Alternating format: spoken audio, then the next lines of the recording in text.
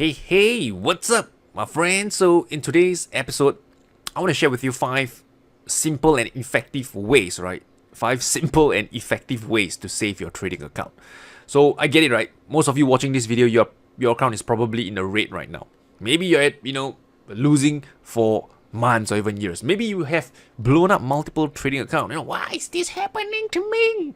I get it, right? So, let me share with you 5 techniques that you can use, right, that could save your trading account. I can't guarantee you're going to be a profitable trader. I can't guarantee you're going to make money next month or next year. But what I can assure you that if you follow these techniques, right, there's a good chance of you, stopping the bleeding of your account. So number 1, have a stop loss in place. Have a exit in mind. Have a predefined point, right, on the chart, right, where if the price reaches it, right, you will exit the trade. Meaning that you're going to be wrong on the trade. Have a stop loss in place. That's it. Right? Because once you have a stop loss in place, once you have a plan for an exit, then the damage is contained. Right? The market can't take any more from you because you have contained the damage. So often, right, traders, they only think about the entries. They don't think about what if the market goes against them. How would they handle the trade? They don't think about that. So the only point when they exit their trade is when there is no more funds left in their account, when the broker, manually close the position for them.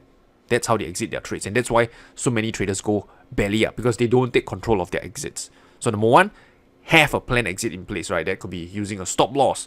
That could be, doing some rebalancing, right? If you're trading stocks, and I think that's more advanced stuff. But basically, have a planned exit in place. That could be stop loss. Number 2, you want to risk a fraction of your trading capital on each trade. This is especially if you're trading leverage instrument like Forex futures. So you can have a planned exit in place, but what's the point of having a stop loss if the price hits your stop loss, you blow up like 70-80% of your capital? I would say that is pretty much silly, right? Because it's going to be very difficult, right, to claw your way back up when you've lose 70-80% of your capital. So my suggestion is that whenever you put on a trade, and if that trade sours, if that trade goes against you, make sure that the loss on that trade is not more than 1% of your capital. This way, you sustain 10 losses, 15 losses, 20 losses, guess what? You're still in business. You still can trade your way out of the drawdown. But if you're risking 20%, 30%, 40% of your account on each trade, then it's a matter of time before you lose everything on more and more. Okay, I know some of you are going to say, oh, Rayner, but if you use, fixed fractional position sizing, right, even you risk 10% or 20% on each trade, you'll never go to zero. Let's not go down there, right? I know you're a smart guy, right? But my point being is that the more you risk on each trade, right, the harder it is to be clawing your way out of a drawdown. So that's my point. Okay. So number 3, stop averaging into your losses. So I get it, right? This is a thing that I do myself when in my early years of trading, when I was trading stocks, right? The broker would call me, hey Rayner, your current position on Sembcorp Marine has went against you, right? Tell you what, I think you should buy another 2,000 shares more, right? This way, if the price goes up 10 cents, you can get out at break even.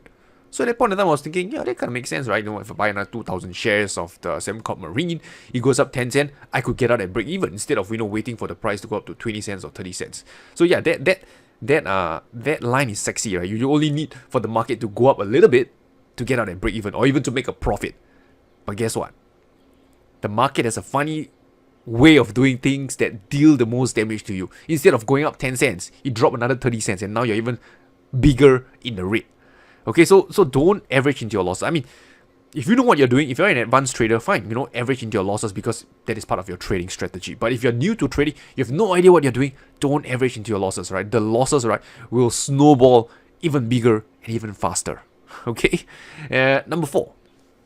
The 4th thing that I want to share with you is have a trading plan. So before you put on a trade, before you put on an investment, have a plan, right? What if the market moves in my favor? How will I exit the trade? Will I be using a trailing stop loss? Do I have a take profit target in mind?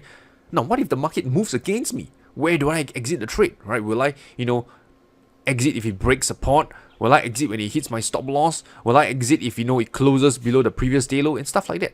Have a trading plan. Have a plan, right, that tells you what to do, right, in any market circumstance. Whether the market goes in your favor, whether it goes against you, you have a plan for it. This way, nothing can break you because you have a plan.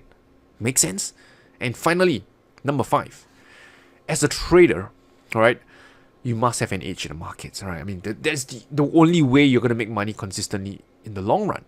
So many of you might not agree, oh no, Rayner, what is an edge? An edge is just, simply having a minimum of a 1 to 2 risk reward ratio, risking 1-2% on each trade. That's my edge. I'm afraid not. That's not an edge in the markets. An edge in the market is something that you do repeatedly over time that will yield a positive expectancy, that will yield you a positive result. Take, for example, you go down to the nearest casino at your place. You can go down with the best risk management. Maybe you bet 1% of your capital on each bet. You bring down a fantastic psychologist with you to hype you up, right? Give you the best discipline, the best psychology. But guess what? The longer you stay at the casino, the more you lose money over time. That's because the casino has an edge over you. The house has an edge over you, despite of the risk management that you're using, despite of your discipline, despite of your psychology. All of that don't matter if you don't have an edge over the house. And this is the same for trading.